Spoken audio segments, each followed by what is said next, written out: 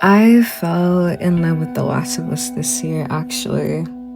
Back when it first came out, I didn't have the opportunity to play it because at the time, it was only on PS3, and me and my older brother had an Xbox 360.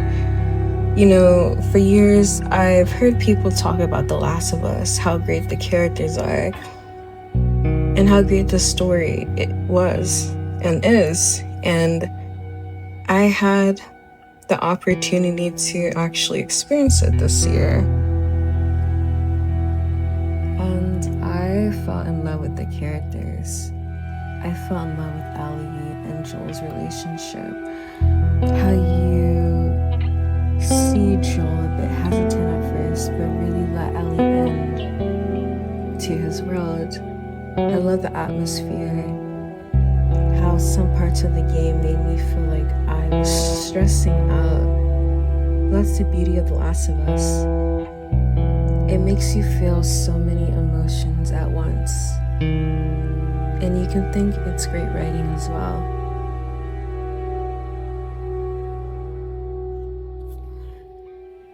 The Last of Us is more than a survival story set in the post-apocalyptic world.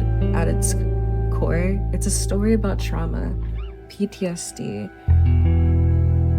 how it shapes people, motivates their actions, and explains why they make the choices they do.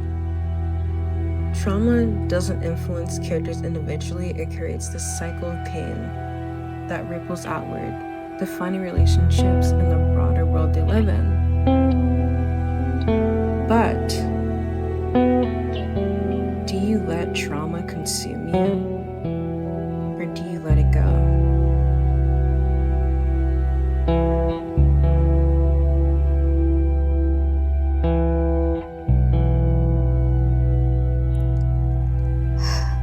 Joel is haunted by the death of his daughter Sarah.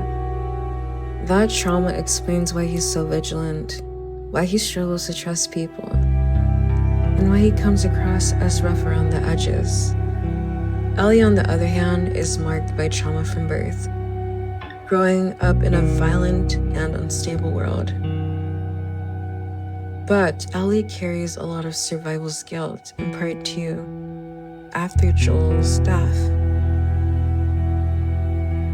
Joel's death consumes her so much that she wants revenge.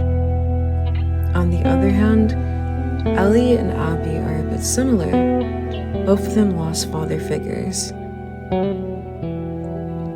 Losing her father at Joel's hands sets her own path of vengeance.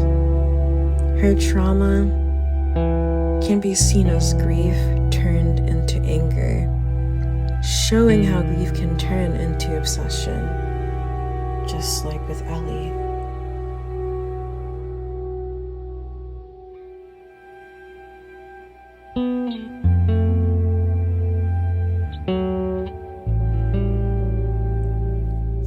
Trauma and PTSD is never an excuse for someone's actions, but it can explain them and why the way they are.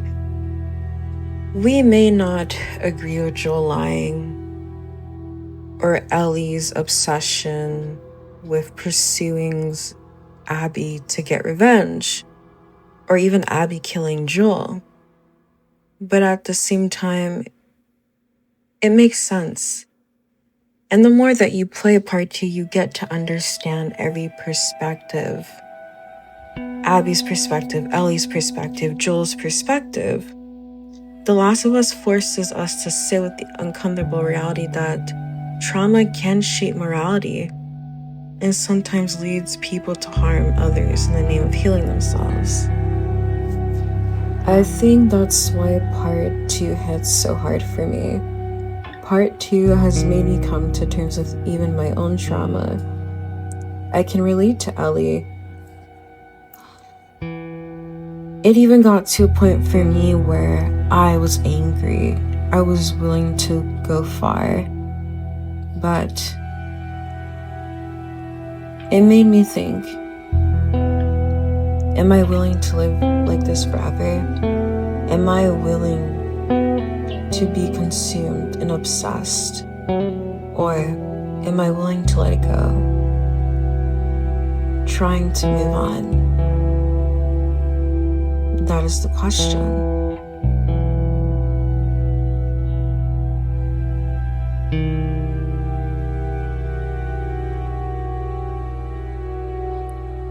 The story of The Last of Us also shows how trauma is essentially a cycle. Joel's choice at the hospital leads to Abby's trauma. Abby revenge leads to Ellie's trauma. Ellie's quest nearly costs her Dina, her child, and her sense of self. Each act of violence creates a new wound. Trauma in this way becomes generational, passed down, mirrored, and repeated. It can also represent how trauma manifests in our daily lives. Generational trauma can be passed down.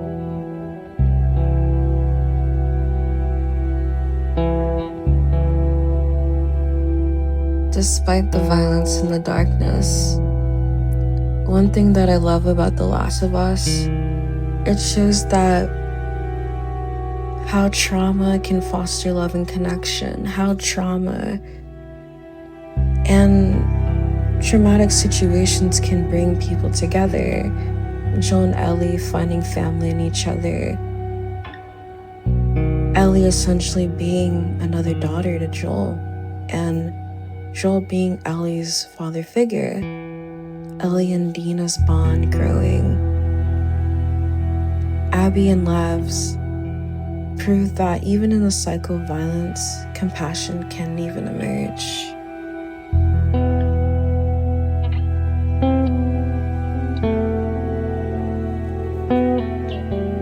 In the end, The Last of Us is not just a story about survival. It's a story about how trauma defines us, how it shapes the people we become, the choices we make, and the bonds we form. For Joel, Ellie, and Abby, trauma is the one that drives their actions. Sometimes it destroys, sometimes it connects, and sometimes it leaves scars too deep to heal. The question the game leaves us with is the same one I asked at the start. Do you let trauma consume you? Or do you try to let it go? The Last of Us doesn't give us an easy answer. But maybe that's the point.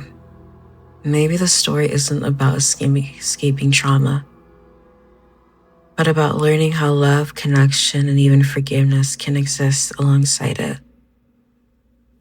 That's why The Last of Us resonates so deeply. It doesn't just show us a broken world. It shows us that even in brokenness, people can still find each other.